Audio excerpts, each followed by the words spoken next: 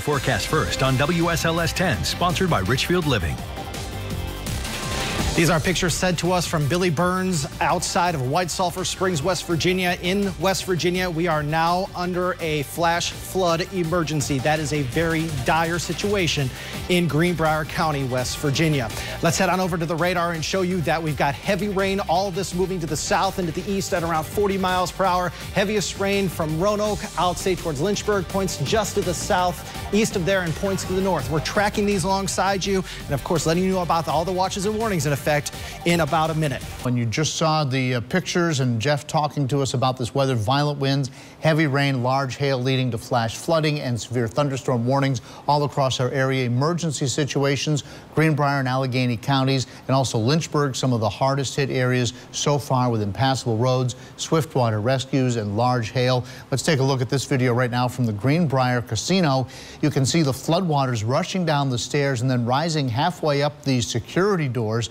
Take a look at that. The doors are holding the water back, but an amazing situation in Greenbrier County, and you can imagine if that's happening there, what's happening out in the countryside and in the mountains. So for more on what we can expect to see over the next few hours, we want to start out with Storm Team 10 Chief Meteorologist Jeff Hanowich. Jeff? Yeah, John, I want to first start off with all the watches and warnings that are in effect. Flash flood warning in effect for southern Pocahontas County, also for Greenbrier County, West Virginia, not to mention Bath, Allegheny, northwestern Botetourt counties here in the Commonwealth. These flash flood warnings are in effect until 9:30, and it bears a repetition that a flash flood emergency is in effect for Greenbrier County and West Virginia. And here's why. Parts of West Virginia, especially Greenbrier County, over the last 12 hours, we're talking over the last 12 hours. Well, from our weather center on to one of the hardest hit parts of our area, WSLS 10's Rob Manch is continuing our team coverage tonight in Allegheny County. Rob, you know, we've been seeing your live pictures. It's incredible how quickly the road conditions are changing. I can't imagine what it's like being there. Tell us what you're saying.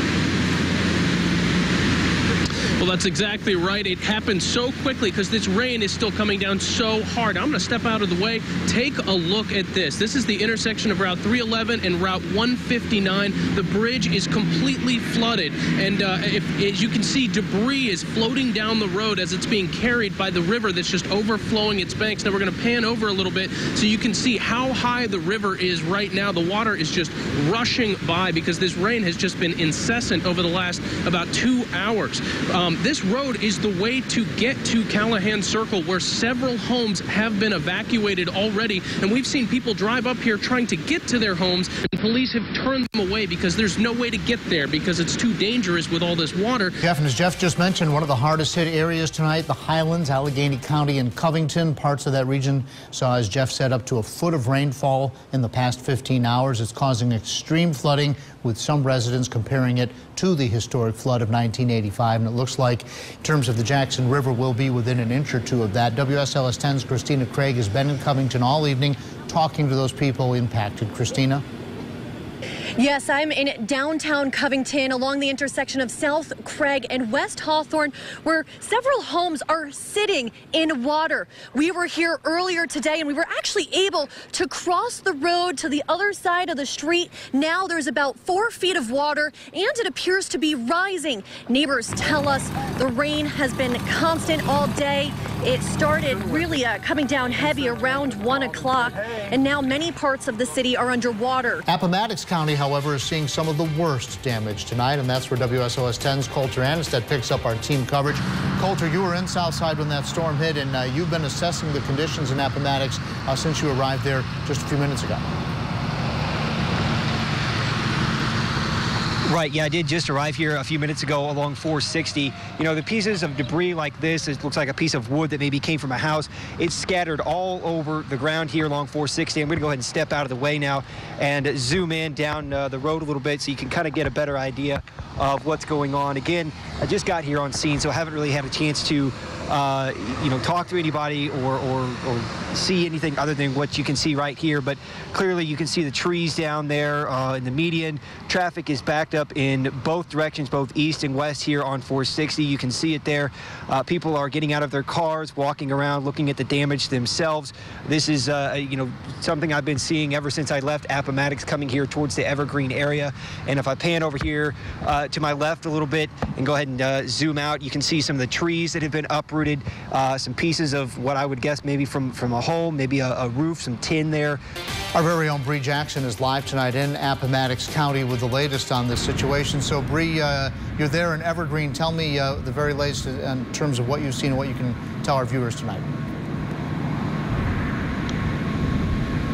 Well, John, Evergreen is one of the hardest hit areas by that likely tornado. Now, we don't know yet if it is in fact a tornado. The National Weather Service is expected to make that call tomorrow, but the damage that we're seeing here is severe. Let me give you a quick glimpse of this. Right here, you can see this piece of metal that's down on the ground. Now, that's coming from a mobile home that was about 100 yards away from where I'm standing right now. We're also seeing trees that are just knocked over, and then you could also see more of what was that mobile home down there. The National Weather Service is going to investigate that, do a survey on it tomorrow, but all indications are that is a tornado that fell in Appomattox County. I want to show you some video sent to us earlier today.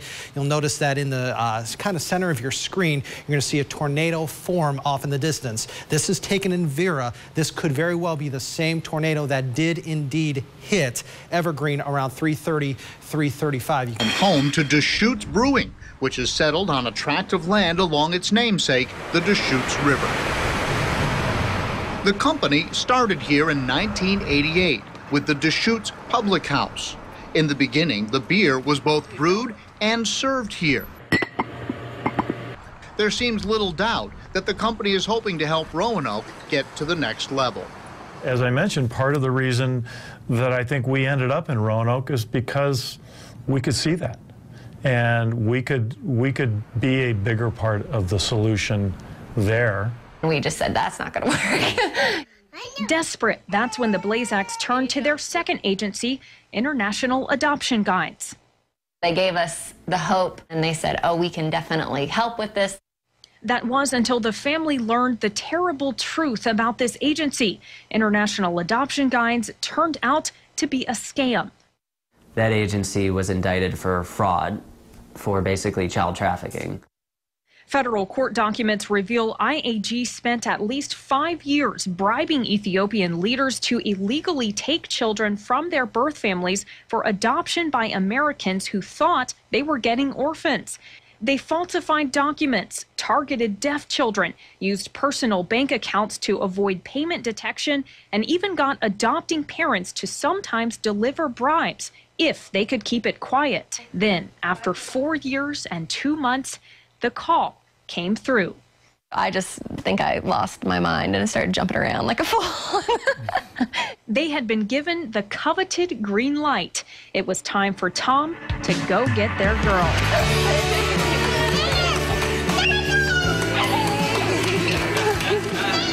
It was a simple hug that changed their lives a world away. And now a hug to start their lives together. A meeting 4 years in the making. KK, look. Still can't believe it. I think I'm just going to stare at her for the rest of my life. The search for a missing Blacksburg teenager expands to include a ground search. And police now combing the area near the home of 13-year-old Nicole Lovell. She was last seen about midnight on Tuesday night. Police say Lovell's in danger because she needs to take liver medication twice a day, and she's now missed several doses. WSLS 10's Bethany Teague joins us now live from the command center in Blacksburg. So, Bethany, do we know why police decided to launch this ground search? Police say they are looking at every possible scenario in this case, but right now they simply just don't have a lot to go on. The ground search launched just a few hours ago. It includes officers from 6 different police agencies, member of the FBI Child Abduction Rapid Deployment Team, and around 1,000 Virginia Tech Corps of Cadets members. Missing 13-year-old Nicole Lovell's remains were found by police today. As we've reported, Nicole was last seen at her home in Blacksburg between midnight and 7 a.m. Wednesday. Since then, officers from 7 agencies, including the FBI, focused on a 1-mile radius around Nicole's home. And then in a news conference held tonight, authorities delivered the news that no one wanted to hear. They say that her body was found in Surrey County, North Carolina. The 2 suspects charged in connection with the killing of 13-year-old Nicole Lovell made their first appearance in court today. Tonight, we're hearing from Nicole's father exclusively for the first time since hearing the news of his daughter's death. 18-year-old David Eisenhower, meanwhile, is charged with first-degree murder and abduction in this case. He's received a court-appointed lawyer. Meanwhile, 19-year-old Natalie Keepers on the right hired a lawyer herself. She is charged with improper disposal of a body and accessory after the fact. They say that what happened to Nicole is something you cannot describe when it hits close to home. And that's really one of the reasons that her father, David Lovell, wanted to come here to the courthouse today. David Lovell tells me that he's doing as good as could be expected in a situation like this. He came here with his wife and that friend I mentioned. You know, no one can imagine how they'd respond if in their shoes. But for David Lovell, he wanted to come to see the two people accused of killing his daughter. He tells me he came because he wanted answers. These two individuals took my daughter from this planet, and I want to know why. We have also learned the preliminary autopsy shows that Nicole was stabbed to death. WSLS 10's Dawn Jeffrey sat in on today's news conference. She joins us now live. So, Dawn, bring us up to date. What more can you tell us? Well, John, at that news conference, we heard about the new charge against one of the suspects and the cause of death, as you mentioned. But we also heard from Nicole Lovell's mother, Tammy Weeks. She shared some very personal stories about everything from her daughter's health to her favorite animal. My daughter, Nicole Lovell, Coley is what we called her. It's a position no mother should ever be in. She was born May 3rd, 2002. Tammy Weeks, speaking to what's become a nationwide audience, talks about her daughter, Nicole Lovell, born 13 years ago and almost immediately fighting for her life. After many tests and scans and blood work, she was diagnosed with hemangiendothelioma, a rare tumor in her liver. At just 10 months old, Nicole had a liver transplant. A few years later, another fight. Coley tried to live a normal life up until age 4 when she was diagnosed with non-Hodgkin's lymphoma. At this point, we almost lost her for the second time. Tammy says Nicole fought to live a third time, developing an often fatal lung condition in which her daughter had a 1% chance of survival. We were advised at that time she would only had 1% chance of survival. Coley once again beat the odds, though. After 8 months in the hospital, she was released and she started to thrive. She thrived only to be taken before fulfilling her childhood dreams. Coley had a passion for pandas, music, dancing, dreamed of being on American Idol someday. Her favorite color was blue.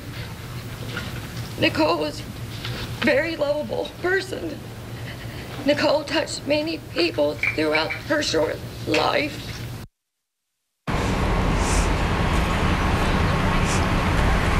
Hard to imagine, guys, how she was able to find the strength to come out and share that with everyone today. Nicole Lovell's visitation is tomorrow. Her funeral will be Friday, both here in Blacksburg. In Blacksburg, Dawn Jeffries, WSLS 10.